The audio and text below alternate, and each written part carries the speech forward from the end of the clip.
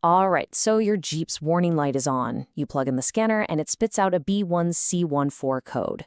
What does that even mean? And more importantly, how do you fix it? Well, in this explainer, we're going to break down exactly what that code is trying to tell you and give you a step-by-step plan to get it sorted out for good. So you've got your scanner hooked up and bam, B1C14 pops up on the screen. If that's the reason you're here, you are in exactly the right place. We are about to get to the bottom of this. So, what is it? Put simply, this code is a little warning flag from your driver's side active headrest safety system. Now, the good news is, this isn't some super mysterious, vague problem. It's actually a pretty specific issue with a clear path to fix it. So let's do this. Okay, first things first, what is your Jeep actually trying to tell you? Let's go ahead and translate this B1C14 code into plain English. The official line is that your Jeep has found an open or high resistance in the circuit. So what does that mean? Well, think of it like a garden hose. An open circuit is like someone took scissors and just cut the hose in two. Absolutely nothing is getting through. High resistance is kind of like a nasty kink in the hose. The flow is weak, it's unreliable. Either way, that headrest just isn't getting the signal it needs to work. So, to find that cut or that kink in the line, we've got to know who the key players are in this whole system. Let's take a look at the components we're actually dealing with here. At the center of everything is the Occupant Restraint Controller, or ORC. This is basically the brain of your Jeep's entire safety system. We're talking airbags, seatbelts, the whole shebang. It's constantly watching that headrest circuit, and it's the one that decided to throw up that B1C14 code. And get this, for how fast it works, the ORC doesn't just check on this thing every now and then.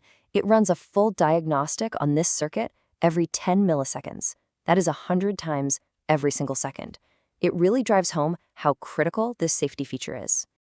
So we've got three key players to keep in our minds. There's the brain, the ORC, then there's the device itself, the active headrest, and then there's the nerve connecting them, which is the R676 signal circuit. Our problem is hiding somewhere among these three.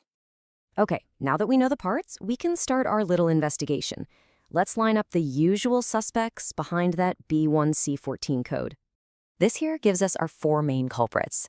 The problem could be that high resistance in the circuit, or maybe the head restraint itself has gone bad. It could even be the ORC, the brain, that's having an issue. Or, and this one is really common, it could just be a simple problem with the wiring holding it all together. And as you can see, for every cause, there's a direct solution. All right, this is where we get our hands dirty. Let's turn all this theory into a real, actionable plan. We're going to walk through a 4-step diagnostic guide that's going to help us pinpoint the exact problem. So here's our roadmap. We're going to work from the most common and simplest checks to the more complex ones. First, we'll inspect the circuit, then the headrest itself, then we'll look at the ORC, and finally, we'll do a thorough check of all the wiring. Okay, for step 1, you're going to need a basic voltmeter. The idea here is to measure the resistance on that R676 circuit. You're looking for a reading somewhere between 2 and 3.5 ohms. If your number is way higher than that, or if it just shows an open loop, well, congratulations, you've probably found your high resistance problem right there. Now, if that circuit resistance checks out fine, let's move on to the headrest itself. This is just a simple physical inspection. Is the headrest deployed when it shouldn't be? Do you see any signs of damage, like cracked plastic or maybe some exposed wires where it goes into the seat? Anything that just looks a little off could be our culprit. Okay, so if the circuit seems fine and the headrest looks good, our attention has to turn to the brain of the system, the ORC. Now, while it's less common, it's totally possible for the controller itself to be faulty, which would cause it to send out a false error code. And finally, we have step 4. And you know what? Don't underestimate this one. You want to trace the wiring harness from the headrest down into the seat and back towards the ORC. Are any of the wires pinched, frayed, or showing bare copper? And most importantly, check the connectors. Physically unplug them and plug them back in to make sure you have a solid, tight connection. A loose plug is a super common cause for this exact code. So, by following that 4-step investigation, you should be able to track down the root of the problem.